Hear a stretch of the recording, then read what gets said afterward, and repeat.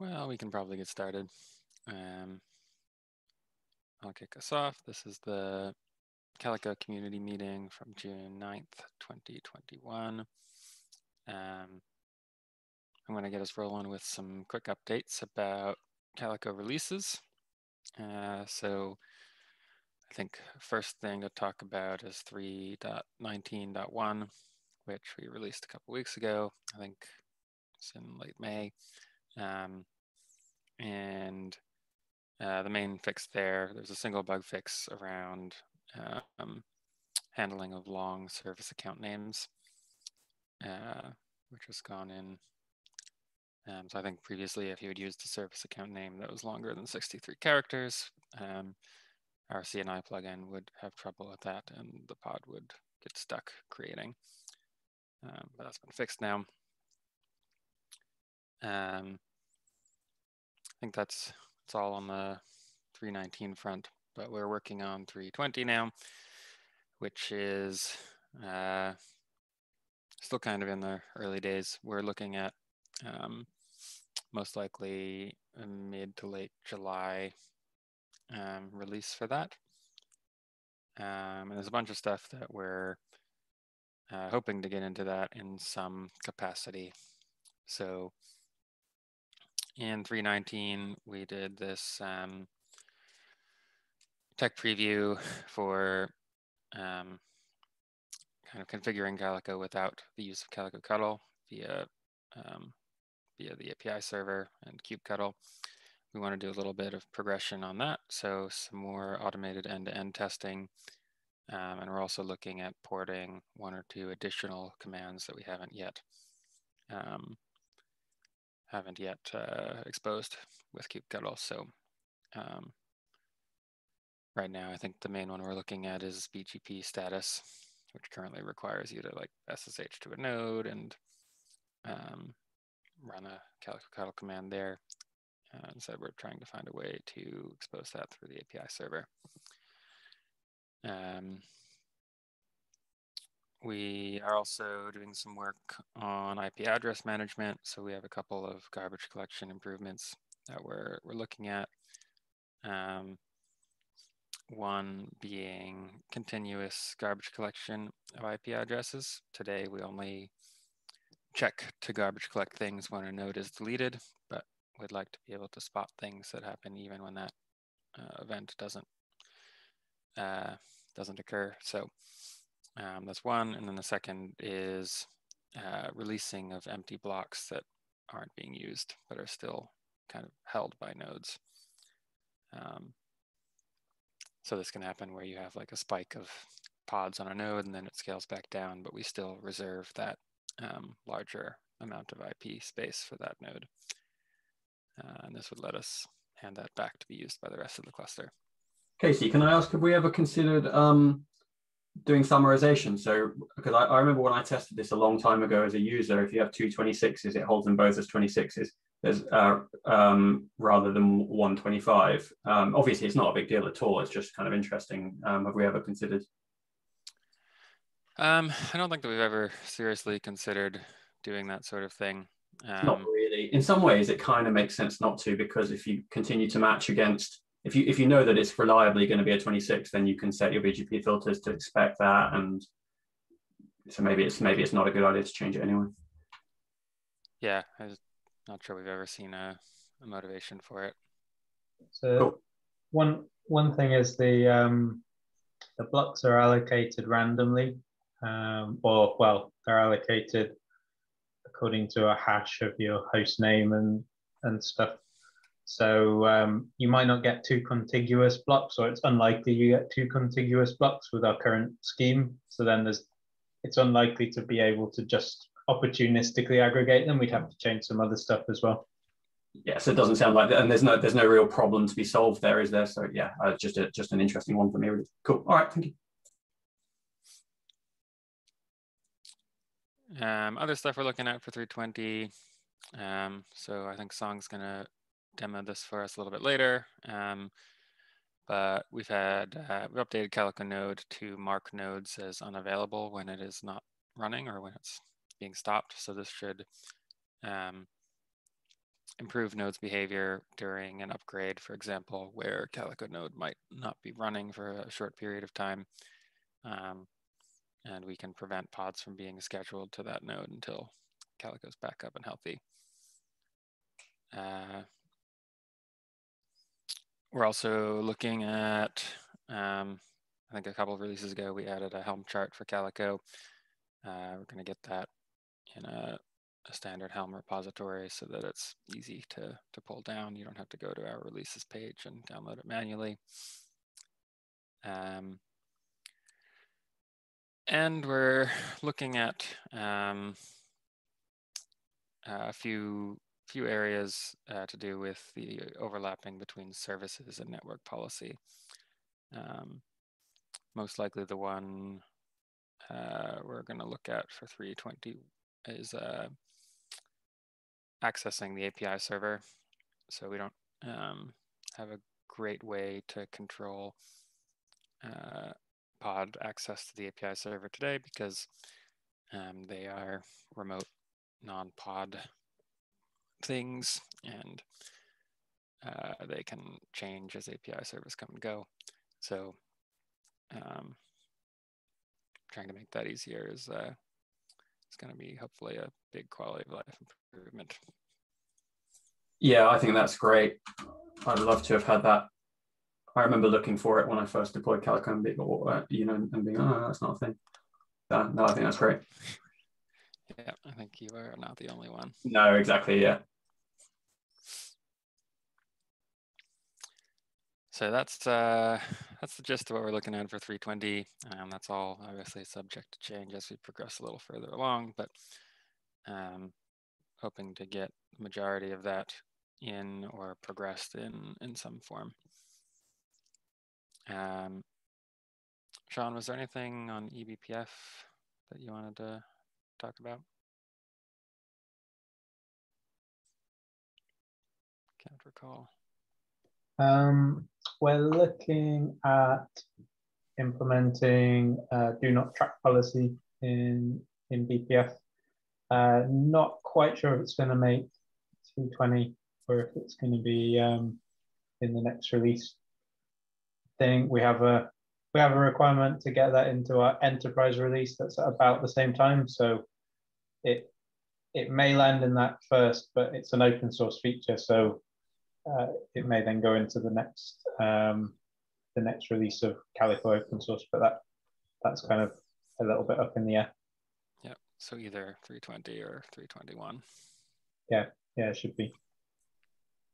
Sorry, so what might that let us do? I mean, obviously, I know what do not track flag is in the browser, but it's a slightly different do not track flag. So if you mark a policy as do not track, then it prevents contract for that connection. Oh, right, okay, yeah, entirely. So it's useful in a couple of cases. One is if you want to drop traffic really early in the pipeline before anything gets allocated for that packet, basically. It's good for that. So you avoid allocating contract entry or any kind of socket state or SKBs or anything if you can do that early enough. Mm-hmm. And then the other thing it's useful for is if you have a particular traffic pattern where you're handling like thousands and thousands of like very, very short-lived flows, like where you're just like Memcache DB is the one that people cite for this, where you're just sending in like one request, one response packet, and that's the end of the flow. Mm-hmm. Then it can be good to make your system more predictable under overload because you can't fill up the contract table, but you pay a bit of a price upfront, slowing down you don't slow down the first packet because the first packet has the policy on it anyway, and you're using it for a very short flow with just a couple of packets. Mm-hmm. So it works for that use case as well. Those are the two that I'm aware of. I'm pushing for it to be called do not contract. I think that ship has sailed. Yeah, we already have this on the IP table side, so yeah.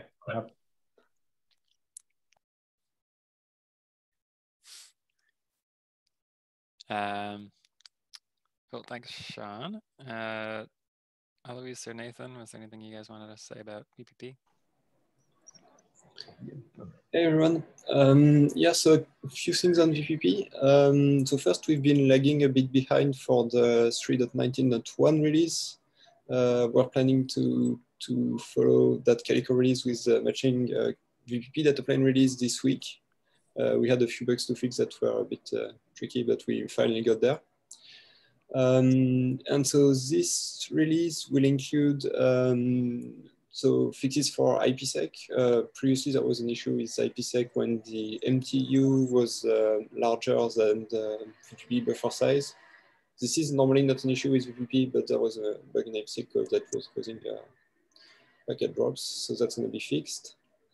We will include a patch that enables interrupt mode with the ENA interfaces for cluster running in AWS as well. So this will reduce the CPU consumption when you're running clusters with DPDK on Amazon. And we also include 2 additional drivers for VMX Net3 and Mellanox interfaces. So it will make setup simpler for clusters that are running in VMware virtual machines or on hosts that have Mellanox, ConnectX-4, ConnectX-5 interfaces. So that's for the release, and Nathan has a few things to share as well, I think, for some features we're going to work on next. Yep. In addition to what you say, there is also, we did work a bit on the WireGuard crypto backend and pushed a few improvements that should speed up a bit. I think, Alois, you did a couple performance measurements, but I don't have the numbers. Yeah, thanks. I forgot this one. Yeah, we changed the crypto backend for WireGuard. We switched from OpenSSL to IPsec-MB, which is a library provided by Intel, which recently added support for ChaCha20. And this brings a 20% performance improvement roughly. And so targeting maybe 3.20, we are working on a couple other features. Currently, support for MEMIF, so memory interfaces, to expose packet-oriented interfaces in the containers. We have an initial way of supporting it, but we still need to work on improving the performance that it delivers, because it's obviously we hit places that we didn't optimize before. And in addition to that, we also want to support VCL, which is listening directly in VPP, so connecting through socket-like interface directly in VPP, doing listen connect through the VPP TCP UDP stack. That should be even faster than the MEMIFs. So quite exciting things. And we're starting also. We will try to share as soon as we have the numbers to what this can provide. Very cool. Looking forward to that. It's got a lot going on. I'm googling MEMIF in the background. I only captured working on support for MEMIF for 320. I don't know if I missed anything else. If anyone wants to put in anything else I missed, I don't think I did. I'll check on the Google Doc. Thanks, Nathan. Thanks, guys. Eric, was there any operator news? Yeah, there was one, or well, I guess two things. We also patched the 3.19 release with an image prefix feature. So in some cases, this is usually only when, well, probably almost always when using a different registry, like a private registry or something, or for some reason needing to move images to a different org. If you need to do something like that, it may require having the Calico images named differently. So we added an image prefix feature where you can specify that, and then all the images will be expected to have that prefix and then the normal image name. and that's in 3.19. Also, there was a minor adjustment to the the timeout on what was it, node startup, I think. Yeah, just extending that a little bit because there were some cases with high like where the nodes had high load, that it took a little bit longer for things to become healthy. So yeah, it's just extended a little. I think that's all I got. Cool. Thanks, Eric. And I think the last thing, if I recall, Chris, you wanted to talk a little bit about some new Calico course stuff. Yeah, I just thought, let me actually pull up a new window, one sec.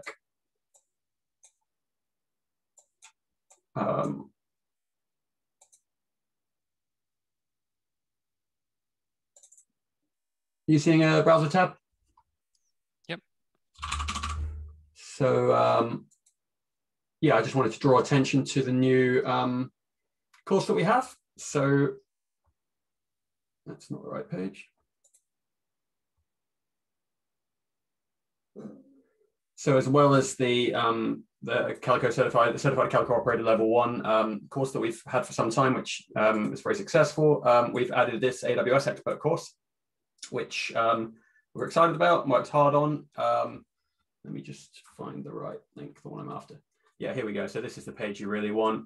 If you just search tigera.io, you'll find there's a link to training, and in here you have the old certified Calico operator level 1 course, which is still totally relevant. And if you know anyone who hasn't done it in your org, we get lots of good feedback about that. And then we have this new AWS expert course.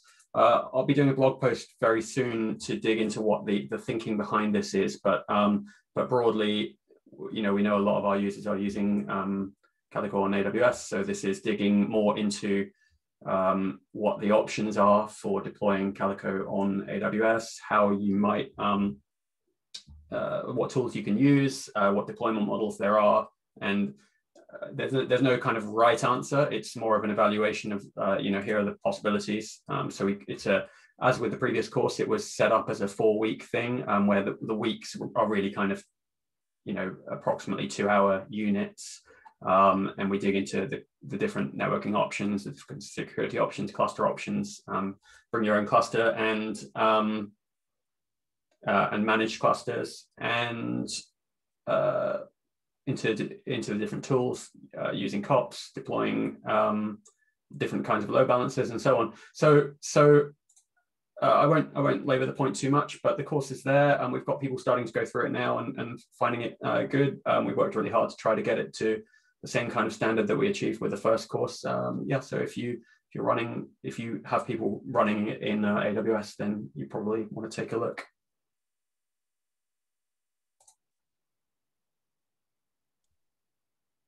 Very cool. Thanks, Chris. Thank you. And it reminds me that I still need to take the first course, so I'll add that to my to-do list. I feel like you're qualified for it. Well, we'll see. Slotech, shake his head. Never want to assume anything. I think that's it for general check-ins. I had one hot issue to follow up myself, which was around this cryo bug that we reported a couple meetings ago. There was a fix. This is the one where cryo is not calling teardown on containers when on certain scenarios, including overworked nodes or node reboot, or I think also on runtime restart. So there's a fix in the works upstream, and it's going through review and needs some testing. But we're also working on, like I mentioned above, some garbage collection improvements on the Calico side to sort of mitigate this and potential future CNI or runtime bugs. so that will be less susceptible to other players in that system. Sean, I think you also got a fix out for the VXLAN offloading bug that we talked about last time, if I recall correctly. Yeah, I think that's that fix is merged. I'm not sure if we've shipped it. Backported it to the 319 branch. But basically,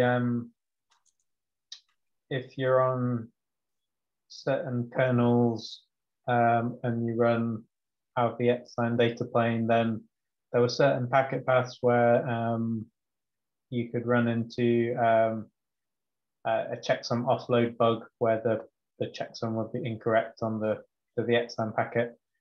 And that manifested as a 63-second latency on your traffic, exactly 63 seconds. So your connection would succeed, but your traffic would take 63 seconds to get there, which is quite an impressive one. But it turns out that there's like 100 retries per second or something, and it cycles through all the checksum space until it hits the right one or something like that. Was the reason for the crazy time. But historically, we've said, like, you know, upgrade your kernel to get the fix. But we've now put in a workaround that we try to detect the kernels of the affected versions and just disable checksum offload on the VXLAN device if we're in that range of kernels, which means you'll get worse performance if this particular bug wasn't one that you cared about, if you weren't using that packet path. But doesn't mean that it's correct. And yeah, upgrade your kernel to the non-affected version. Hard to get substantially worse performance than a 63-second latency. But yeah, I think you're right. That's not yet in a release because it wasn't in 3.19.1. So that'll be 3.19.2 and 3.20 that shows up. Yeah, I like that. That's slower than old school 40-second spanning tree.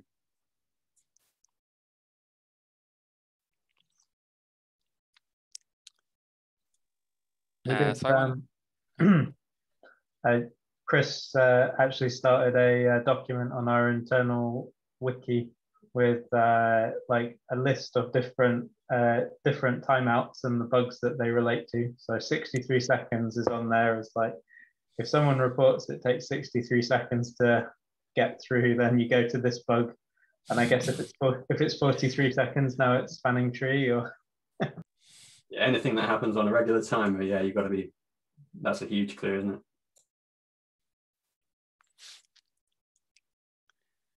I wanted to give a quick shout out to Mark Krabasa, who's aalaesar on GitHub. He's been doing a bunch of work over the last couple of months to get ARM v7 build infrastructure in place for all of the Calico images, and that's nearing conclusion now. I think there's just one more repo to go. So that's pretty exciting, and really happy to see that just about done now. I know it's been a bit of a journey and reliant on chasing me down to get PR reviews, but end is in sight. So thank you, Mark. Yeah, I was just going to draw attention to Holger Winkelmann as well, who has been in the VPP channel on Calico users, starting to really kick the tires and try it out on clusters, which is really exciting to see the data plane, you know, out there with real users trying it out. It's early days, but it needs to happen. So yeah, just thought I'd draw attention to it. Yeah, that's very cool.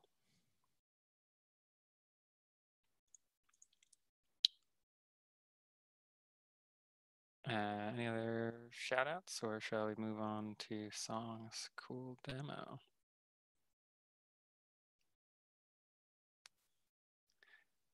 Song, I think that means the floor is yours. Cool. Yeah, I do have a demo, but I don't know if it's cool or not. We'll see.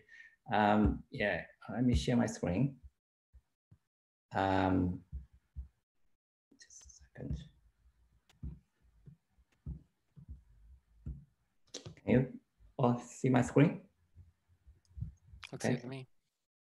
Cool. So yeah, today I'd like to give you guys a demo about the recent enhancement we added to Calico, which is around the Calico node shutdown process. So first of all, I'd like to give you some background about what's the issue and how we fix it. So I just pull out a very nice sequence diagram. But you can see we got a Calico node pod, we got a node. So from very beginning, if a node has no Calico node pod running, it automatically adding a tent. It's called NetworkUnavailable tent. Has the effect of no schedule. So the effect of this is no pod actually can be scheduled without a toleration. So normally a pod won't have a toleration on that, except some daemon set and host network pod. So that's how Kubernetes prevents a pod running on a node without a proper networking. And then the next sequence will be, okay, if user install Calico node, Calico on their cluster, and Calico node pod will running on the node, and Calico node start. Actually, it will set this network unavailable to false. This is a node condition we can set on the node resources.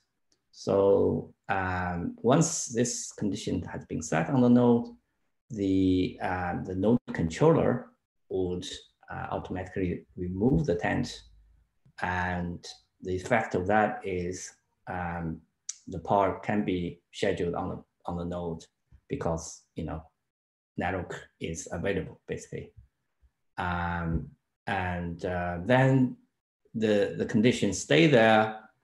So when we for any reason Calico node hit an error, or we do a user doing a rolling upgrade where Calico node pod being terminated, the condition like the tent still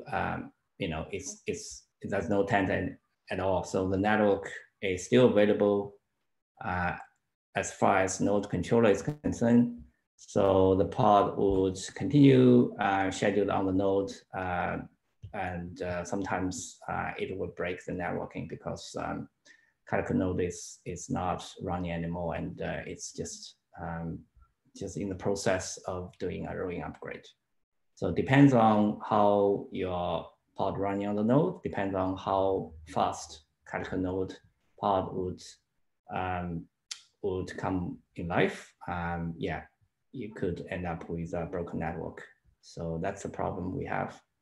So yeah, so what the fix? So we try to fix this issue by adding a pre-stop hook to the Calico node container. So this pre-stop hook would run a command, Calico node -shutdown command. Basically what it does is whenever a Calico node pod being terminated, it actually set the network unavailable to true. So this in turn would trigger the node controller to add the tent. Therefore, there's no new pod would be scheduled on the node. By doing that, the existing pod running on the node won't be evicted.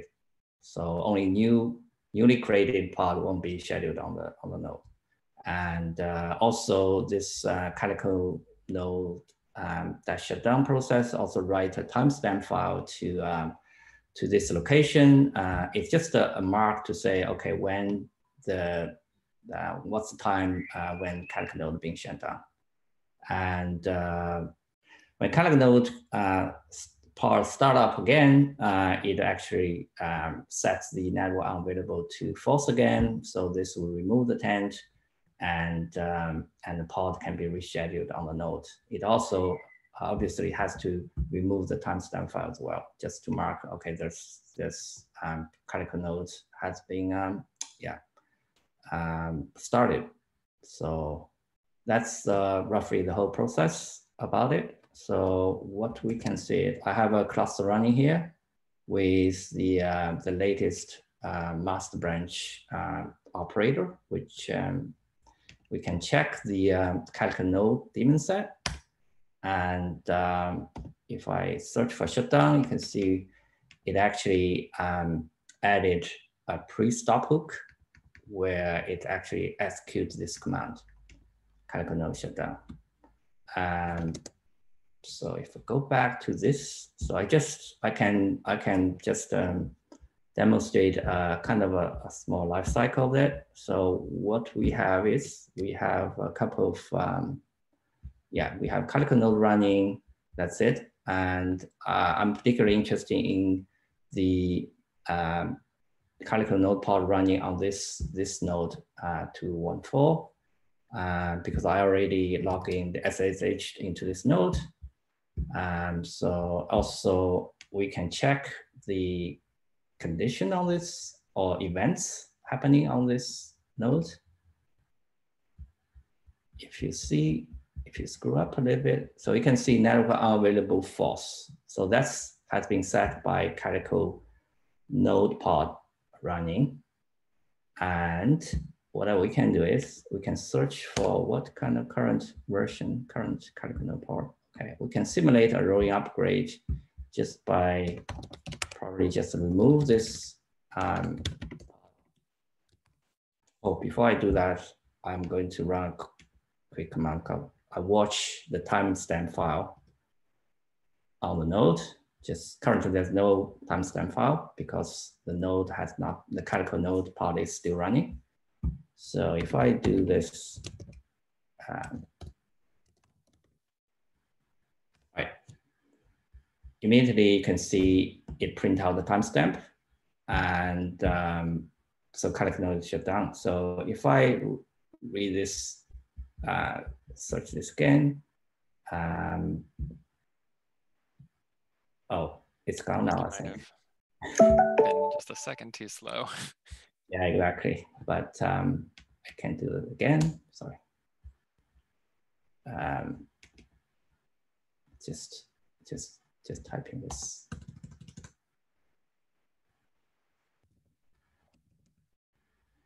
Okay, I can do this. Yeah. So when the Calico shutdown process actually sets the network unavailable to true, with this, the reason is Calico node is shutting down the node, and and that's it will prevent the newly created pod shattering on this node. But when Calico node pod start again, it will remove the timestamp. It will set this. If I check again, it will set this condition to false again.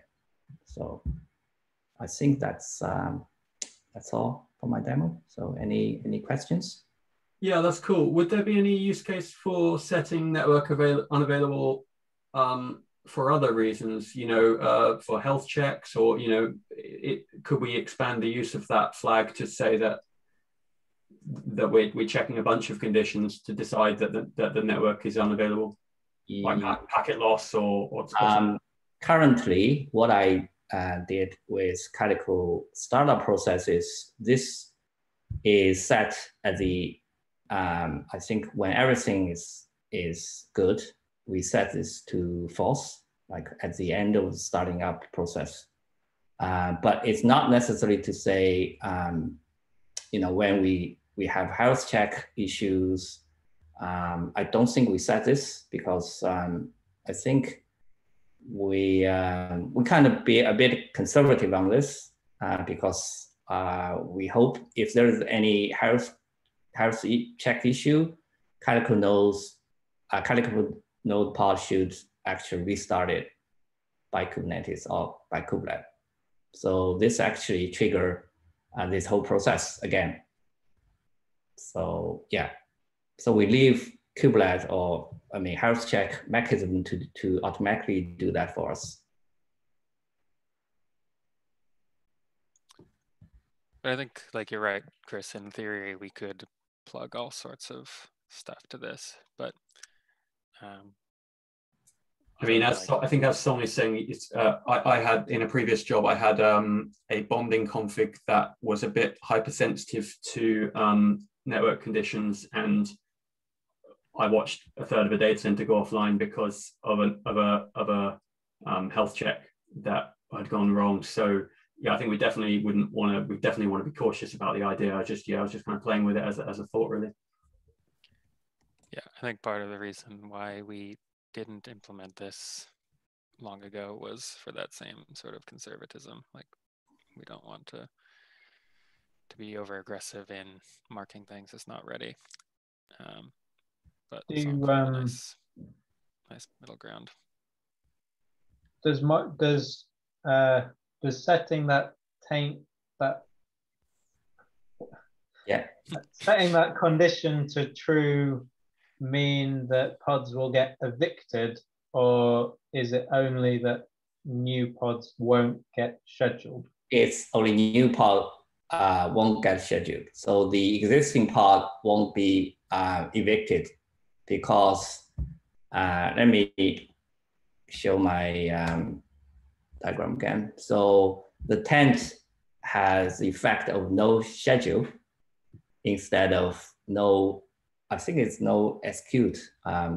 It's no schedule effect. So basically, if you have this tent, it means newly created pod cannot be scheduled on this node. So if the pod already running on this node, it's fine. It will continue to run.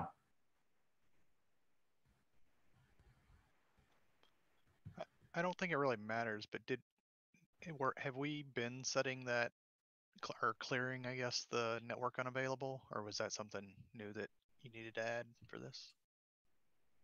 Eric, I didn't follow your question actually.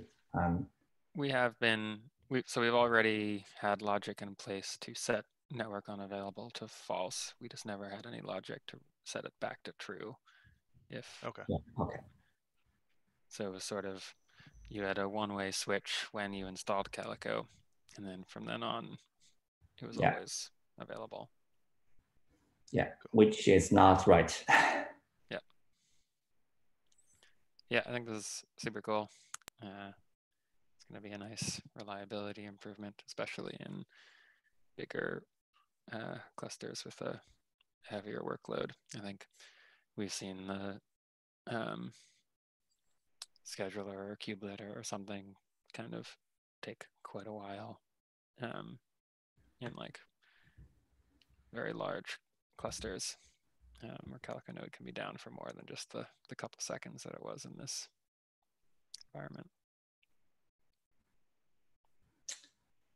Maybe one thing I can add is having a timestamp file may be useful that if you check the Calico node log, and you can see this printout here, so you can work out actually how long it takes for Calico node to restart itself, because you read the timestamp when it's being shut down, and then you got time of when it starts. So you can work out, how long it takes.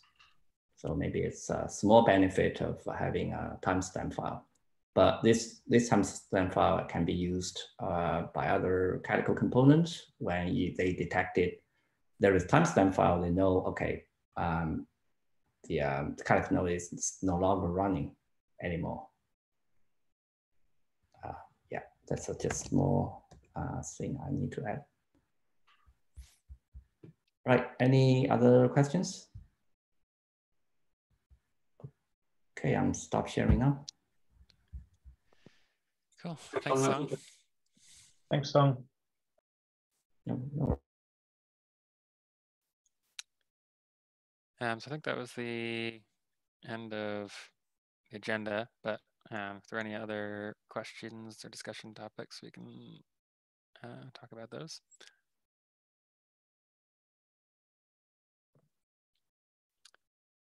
If not, then I'll let y'all enjoy the rest of your day. Cool. Take care, folks. Next meeting Yes, will be bye. July, what's that, 14th, second Wednesday in July. Cheers, everybody.